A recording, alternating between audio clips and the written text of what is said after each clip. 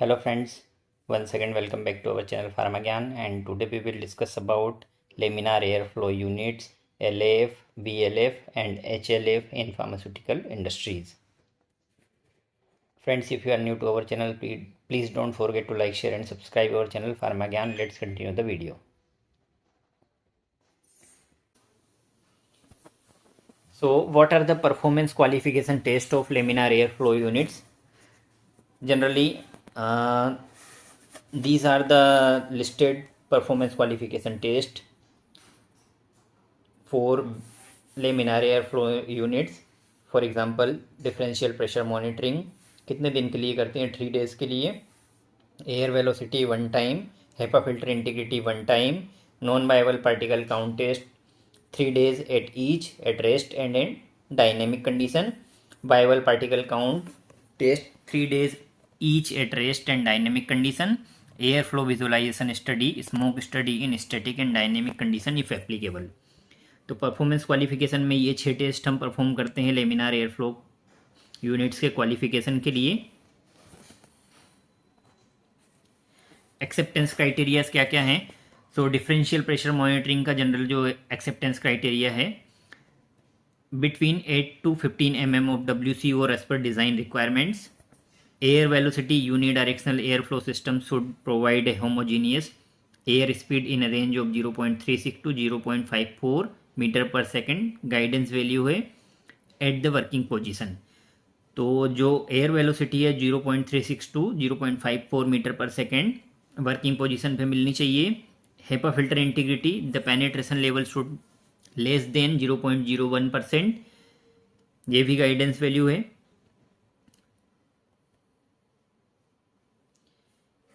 Acceptance criteria for non viable particle count test, maximum permitted total particle concentration for classification.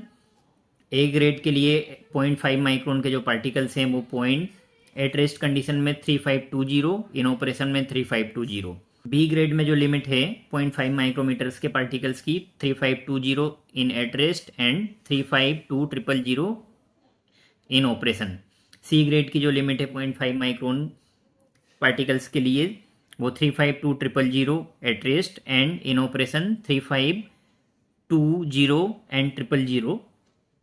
And D grade में जो limits हैं 0.5 micro particles at rest, 3520 000 and in operation not pre determined. Not pre determined का हम ये complete करने के बाद में वीडियो में डिस्कस करेंगे आगे. Maximum limits for total particle 5 micrometres and more than 5 micrometres के जो लिमिट्स है ए ग्रेड में at rest not specified, in operation not specified. B grade में at rest not specified and in operation में 2930. C grade at rest 2930 and in operation 29300 and D grade 29300 and in operation not predetermined. तो यहाँ पर जो note specified है उसका हम समझ लेते हैं कि क्या है, क्यों स्पेसिफाई नहीं किया हुआ है. तो गाइडेंस जो बोलता है वो क्लासिफिकेशन इंक्लूडिंग 5 माइक्रोमीटर पार्टिकल्स में be considered where indicated by CCS और हिस्टोरिकल ट्रेंड्स. तो जो नोट स्पेसिफाइड लिखा हुआ है उसमें आप अपना कंटामिनेशन कंट्रोल स्ट्रेटेजी के बेस पे लिमिट्स डिटरमाइन कर सकते हैं. अदरवाइज अगर आपके पास में हिस्टोरिकल डेटा है तो उसके बेस पे भी आप लिमिट डिसाइड कर सकते हैं.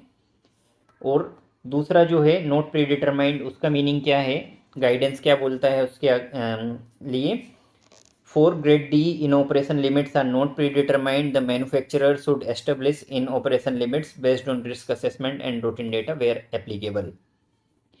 तो डी ग्रेड के लिए भी सेम केस है कि आपके पास में अगर हिस्टोरिकल डेटा है तो आप हिस्टोरिकल डेटा से इसकी लिमिट्स डिसाइड कर सकते हैं या फिर स्टडी करके आप इसकी लिमिट डिसाइड कर सकते हैं. इसके लिए कोई पहले से लिमिट दी हुई नहीं है.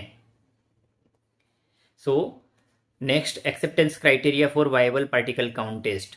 वायबल पार्टिकल काउंट टेस्ट के लिए जो एक्सेप्टेंस क्राइटेरिया है वो क्या है? ग्रेड ए में एयर सैम्पलिंग, सेटल प्लेट और कॉन्टेक्ट प्लेट्स के लिए no growth. Grade B air sample के लिए 10 CFU per metre cube, settle plates के लिए 5 CFU पर 4 आवर्स एंड कॉन्टेक्ट प्लेट्स के लिए 5 CFU पर प्लेट.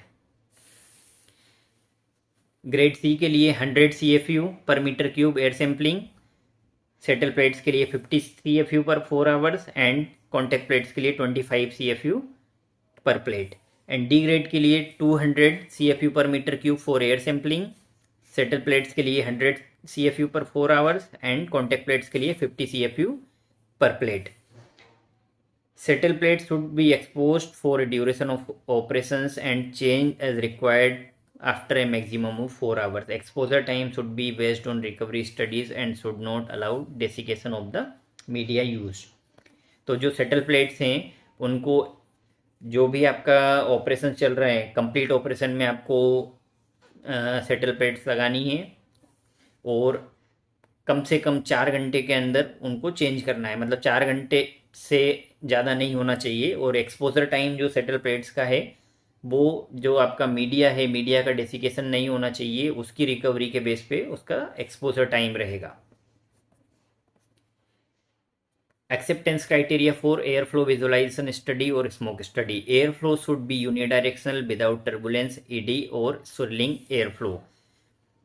तो यूनिडायरेक्शनल एयर फ्लो होना चाहिए, टर्बुलेंस नहीं होना चाहिए, एडी और स्विरलिंग मतलब घूमना नहीं चाहिए, स्मोक को डायरेक्टली नीचे आना चाहिए। Air flow should be from higher pressure gradient to lower pressure gradient. तो जो एयर फ्लो होता है वो हायर प्रेशर से लोअर प्रेशर की तरफ होना चाहिए। Air should not enter from lower grade area to higher grade area, मतलब जो लोअर ग्रेड एरिया से, मतलब बी ग्रेड की जो एयर है वो ए ग्रेड में एंटर नहीं होनी चाहिए, उसके अपोजिट होना चाहिए, मतलब ए ग्रेड से बी ग्रेड की तरफ होना चाहिए, ना कि बी ग्रेड से ए ग्रेड की तरफ। Air flow should have a sweeping action over the product articles. तो जब एयर फ्लो आता है तो उसका एक स्वीपिंग एक्शन होना चाहिए प्रोडक्ट आर्टिकल्स पर। So thanks for watching pharma Gyan. Please don't forget to like, share and subscribe our channel pharma ज्ञान।